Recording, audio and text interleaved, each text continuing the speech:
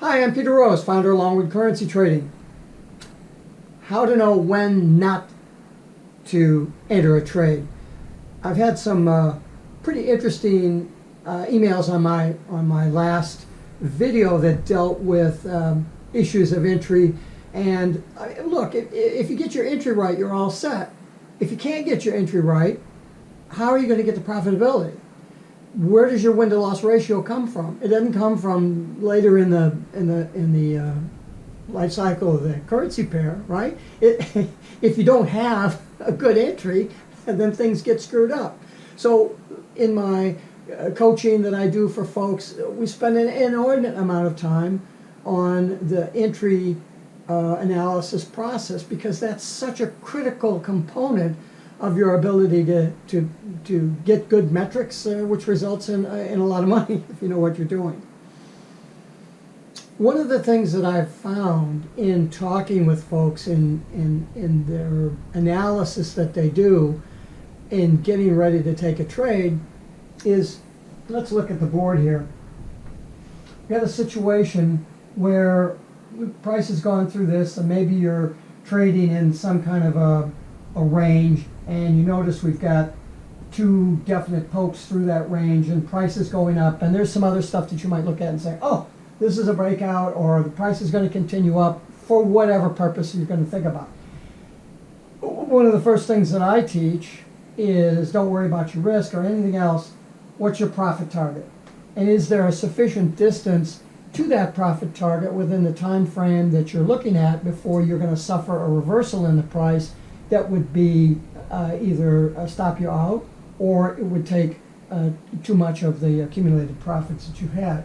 So if you've got a potential profit target of 20 to 30 pips, then you got enough real estate. And again, I'm a day trader. This is a 5-minute chart.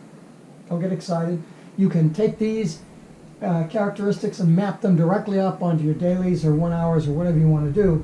But you're not going to be able to do this particular kind of analysis when you're up on the higher time frames. And then the changes that you would, or the way that you would learn how to do that, you're not able to map that down onto the lower time frames. So that's why I say it's, if you're going to learn how to trade, learn on the lower time frames, and then if you want to become a longer term trader, you've got the tools to do that. However, if you are insistent on listening to what's going on in the educational market out there, that it's safer to trade on the daily chart or the 4 hour or whatever, that's true if you know what you're doing, maybe. But in learning to trade up there, you're going to develop some habits that will really hurt you if you decide, oh, I want to try to day trade because, God, I work for a living and I'd like to trade half an hour to 2 hours in the morning, get the trade done, close up, be flat, and go to work. And then come home and maybe run out the same scenario on another currency pair where you're in that particular active time frame. So 5-minute time frame, 5-period ATR, and a profit target of 20 to 30 pips. Not that I'm going to be able to get that, but if I can get a third of it, you know, I'm fine. So that would be 10, 15 pips to get that. And that's, I mean, if you could consistently make 3 pips a day, you'd be doing fine. If you do the math on that, there's 200 trading days a year. Just crank that out on whatever size bank you want to work on. So we've determined here that we've got a profit target, the thing is going to go up, and I'm ready to go. And when you're on the lower time frames, or if you're learning from me, you want to limit the stop to 8 to 10 pips. And so here's where you're going to put your, you've identified this stop area as your immutable stop distance.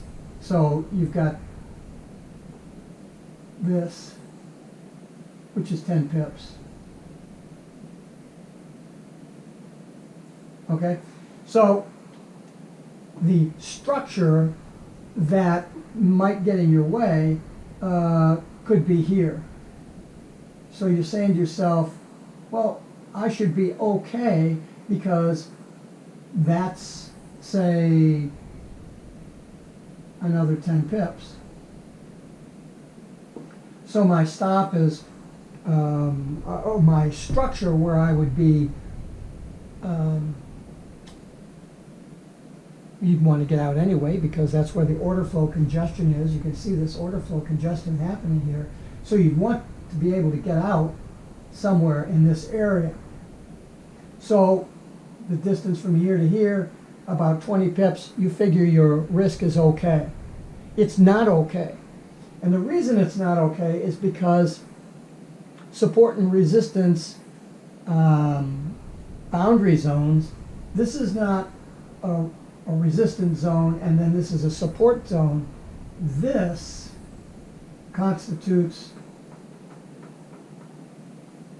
the full zone of a particular moving average, identifying order flow congestion. And so your danger zone is not 20 pips away, it's 8 pips. It's this upper boundary line of this zone. And so if you're going to take a 20 pip stop or a 10 pip stop to exit the trade and you think you're safe, you're not safe because you really only have about 8 pips between where you are and where you're going to enter. 5-period ATR, I mean, you're going to get hit with that. And these zones of order entry, this is a whole zone. Some institutional investor is playing this back and forth. My client doesn't want to pay more than that, and the other guy on the other side is going to sell for less than that. And so you've got this. It's a full zone. These are not support and resistance lines. It's a zone, and you are in danger of having this price. Let me do it in red. You're in danger of having this price flip around and come down into this area and hit that zone. And then what? So your price is being sucked down. So in the process of getting sucked down, you could go all the way and hit your stop. It could just pull it down because the zone is too close, right?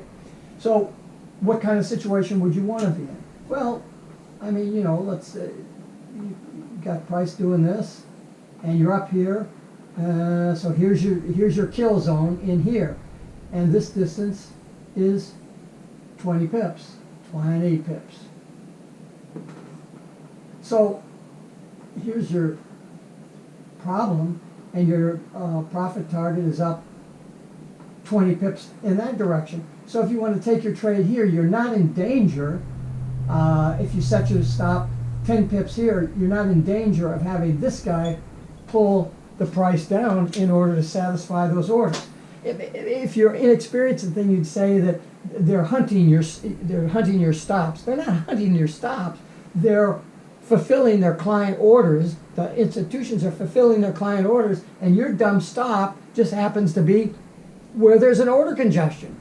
They're not taking advantage of you. They're conducting business. You just happen to not understand the business. So this is a really important concept for you to understand and the crux of the rule is don't enter a trade when the closest order flow zone is too close to you, because it's going to pull that price down. It's going to pull it down. It can pull it all the way down into here, which is where you're clustering there. So this price could go all the way 20, 30 pips into the bottom end of this zone, or like you've seen this, where some of the institutions are taking advantage of this particular situation. Be very careful about how you evaluate your entry, because if you're just doing it on fibs and support and resistance zones and all the other shit that people are telling you out there, you're going to end up in trouble, because that's not how they're trading. They just don't know how to teach. They're saying that all these zones and these lines and all this stuff match up, and so a fib 38 point whatever retracement, that's respected. It's not respected. It's respected after the fact. And when it's not respected, you can say, well, the next one is respected. It's look, I got a degree in physics and almost a minor in math, so you're not fading me with this stuff. I've studied Fibonacci numbers in physics. There's no correlation. So be very careful about how you go about interpreting the price action or from an order flow standpoint and where you're going to enter your trade. If you get it wrong, you're going to destroy your win to loss ratio and not be able to achieve the success that you really want to achieve. This is a really simple way to keep you out of the deep woods, okay? All right. Peter Rose, Longwood Currency Trading. Have a great day and have a great trading day.